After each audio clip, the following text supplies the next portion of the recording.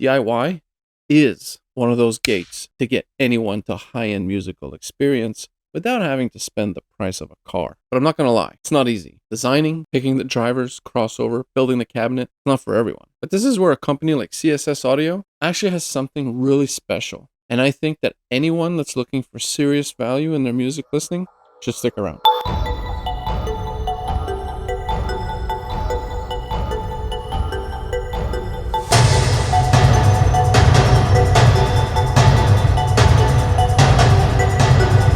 The CSS 3 TDX hold their place among speakers between $7,000 and $10,000. This is an amazing value.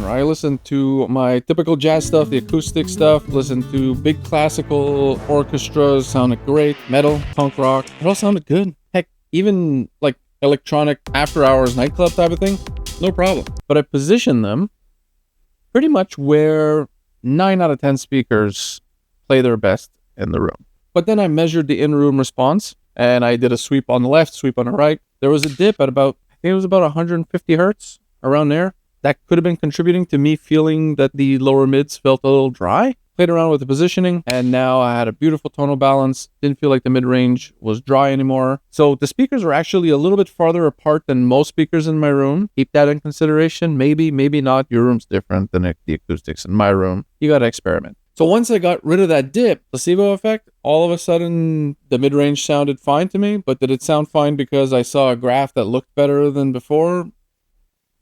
My favorite thing that these speakers can do is that they produce a soundstage that is very dense, very focused. You could position every instrument, no problem. Picture like the drums in the back corner, or if there's a stand-up bass over there, if the guitar is over here, the singer is roughly in the center most of the time. Beautiful, but they're grounded, they're there, they're very dense. And come to think of it, it didn't feel that grounded and that present in the room before I fixed that dip. So the bass is super powerful, dependent on the amplifier you pair it with. I'll show you some graphs at the end of the video where I tested these speakers with different amplifiers. Like you could turn these speakers into nightclub speakers if you wanted to. It's very impressive. The mid-range is beautifully realistic. It's very dense. It's very present. It's not that it's in your face. No, it's not. It's not like you don't have that singer or those guitars right up in your face, but they're very strong in their presence in the room. It's not warm. It's very natural and realistic, which I love. And the top end is perfectly detailed for me. In their price range, in terms of refinement, it's excellent. So their character changed depending on the amplifiers. So I tried 4 amplifiers, but I spent a lot of time with 3 amplifiers, and I did measurements with 3 amplifiers. I was told to try a Class D because apparently they bring out a monster amount of bass, which they do. But I find that the highs and the upper mids with the Class D have this tendency to sound just a bit tinny, just a little bit glare, just a hint. Then I tried a Class AB push-pull 100-watt, which is, I think, safe to say, is probably the most common amplifier type that people will probably own. Good news, with these speakers, all-arounder, works with every genre, strong bass, good mids, great detail. Beautiful soundstage. Then I tried it with a Class A 20-watt solid state amp. It worked pretty well. It kind of got a little iffy in the lower end though. Like you weren't separating those instruments as easily when they were playing over each other. So if you had a big kick drum, a stand-up bass, and cellos playing at the same time, or a bass guitar, some of the lower notes got a little muddy. And it kind of makes sense. I mean, these speakers are 87 dB, 4 ohms, it's a 3-way. If you're listening to jazz, 75, 80 decibel in-room listening level, beautiful. Nothing wrong. Absolutely nothing wrong. It still sounded very good. Then I tried it with something a little bit more high-end, and this is with tube monoblocks that are Class A, hit 100 watts per channel using DHT tubes, in this case 211 tubes, so those big suckers, the kind of tubes that run 1,000+ volts to the plates. And yeah, this is my favorite. The bass was the best, the mids were the best, and the treble was gorgeously silky smooth, lots of detail.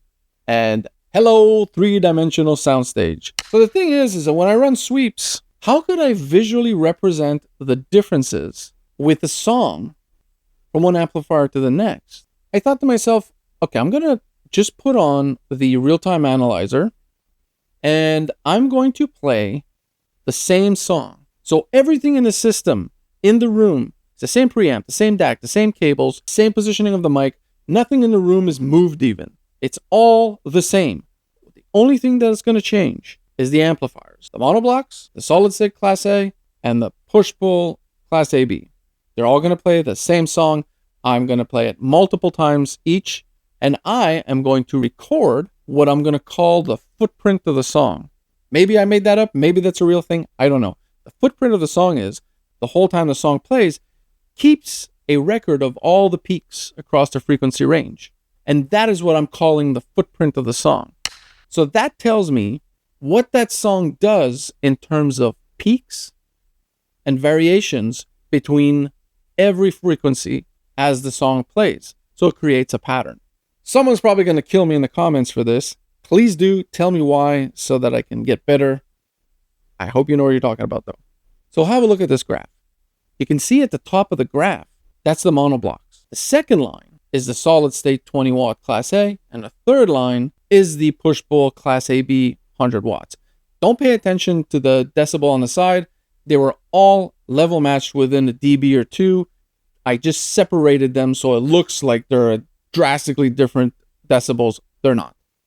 Look at the pattern. Look in the lower end. Look at the bass between the three. What struck me is the class A solid state amplifier that sounded a little muffled in the low end because it just couldn't drive the speakers perfectly because it didn't have enough juice. Well, strangely enough, look at that line in the lower end. So across the whole song, it never reached the same peaks in the bass frequencies as the first and the third amplifier. Interesting. There's also subtle differences if you look at the mid-range section.